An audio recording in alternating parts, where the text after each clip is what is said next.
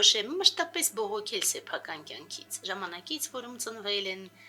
երկրից, որում ապրում են, պայմաններից եւ այդպես շարունակ։ Մենք բոլորս իհարկե ուզում ենք ունենալ լավագույն պայմաններ եւ ապրել ներդաշնակ միջավայրում։ Այնուամենայնիվ, մշտապես մենք պետք է ընկալենք, գիտակցենք հետեւյալը.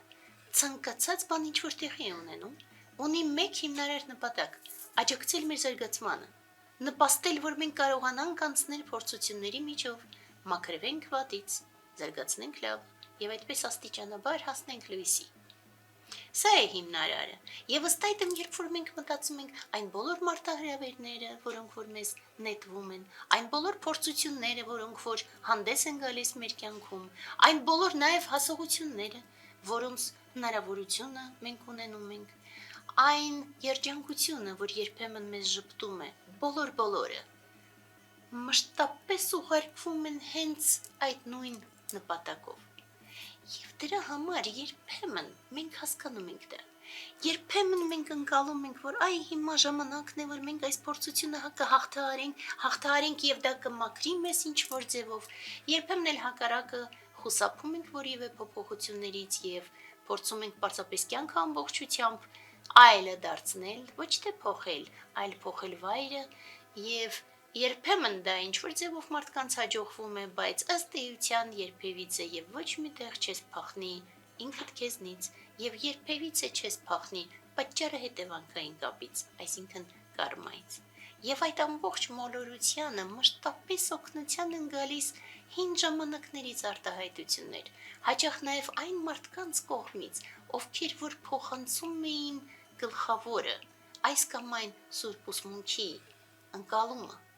եւ օգնում էին մեզ, որ մենք կարողանանք դուրս գալ փորձություններից, զարգանանք, որպեսզի լույսը երբեք չմարի։ Եվ այդպես տեսնենք, թե ինչ արտահայտություն մենք ունենք այսօր։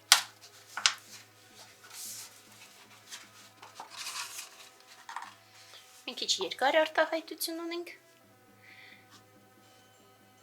Սատանայի դեմ պայքարի մեջ նա, ով չի ուզում ապականվել, երբեք չպետք է ոչ զենքը վայր դնի, ոչ էլ քնով ընկնի։ Պետք է ընտրություն կատարել, եւ կամ միայն այս երկուսը, կամ զենքը հանձնած ընկնել ու մահանալ, կամ մշտարթուն կանգնել զինված։ Հովհան Ոսկեբերան։ Սուրբ Հովհաննես կամ Հովհան Ոսկեբերան, աստվածաբան, քրիստոնյա եկեղեցու հայրապետ, քրիստոնյա ընտանական եկեղեցու սուրբ, եղել է նաև Կոստանդնուպոլսի պատրիարք, իսկ կանչելի ու պերճախոս քարոզների շնորհիվ արժանացել է Ոսկեբերան տիտղոսին։ Իդեպ, որոշ ժամանակ ապրել է Հայաստանում, ուր աքսորված է եղել Բյուզանդիայի կայսրուհու պահանջով։ Այս ցնցող արտահայտությունը ինքնին մարտահրավեր է։ Եվ ինչու՞։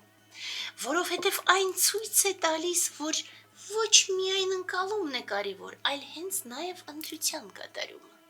Եվ ինչու այդպես։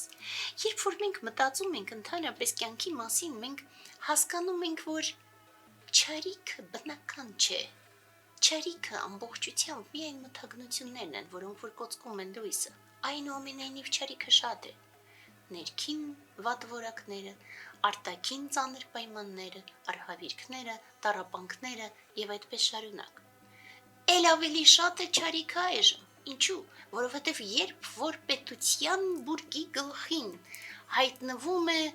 նա, ով ծառայում է չարիքին, այլևս չարիքը սկսում է ավելի ու ավելի տարածվել եւ դառնում է վարակիչ ամբողջ հանրակցության համար։ Եվ հենց դա է պատճառը, որ մենք այժմ տեսնում ենք շարունակվող արհավիրքներ եւ շարունակվող ու ընդլայնվող չարիք։ Բայց կա նաեւ այլը։ Մարդկանց շատ հաճախ թվում է, որ սատանան դա սուրբ գրքերից կամ գեղարվեստական գրքերից կամ կինոներից ինչ որ մի կերպար է, բայց իրականում չարիքը բազմերես է։ Այն կարող է ստանձնել տարբեր կերպարներ եւ ցավոք սրտի ինքը այնքան երբեմն հզոր է դառնում, որ շատ դժվար ենք ընկալում հենց որպես սատանայի դրսևորում։ Ու ցավոք սրտի այսօր մենք փաստում ենք, որ այն ամբողջ չարիքը, որ այժմ կատարվում է, դա հենց սատանայի ճարիքն է։ Ու մենք խուսափում ենք նման արտահայտություններից, բայց դա փաստ է, եւ ցավոք սրտի մենք պետք է ընկալենք այս փաստը։ Եվ այս արտահայտությունը ոչ միայն հիշեցնում է մեզ, որ պետք է պայքարել, դա այլևս բավարար չէ։ Պայքարելն այլևս բավարար չէ, որովհետև ճարիքը ցավոք սրտի տարածվում է, եւ եթե ժամանակին Նիկոլի իշխանությունները շարունակաբար ճարիք էին գործում ընդհանուր ազգի դեմ, ապա այժմ իրենց ճարիքը ուղղված է արդեն սրբությունների դեմ պայքարելու։ Եվ դրա համար մենք պետք է ամբողջությամբ հետևենք հենց այս արտահայտությանը եւ ճիշտ ընտրություն կատարենք, եւ մենք արդեն պետք է ոչ միայն պայքարենք, այլ նաեւ հաղթենք, որպեսզի լույսը երբեք չմարի։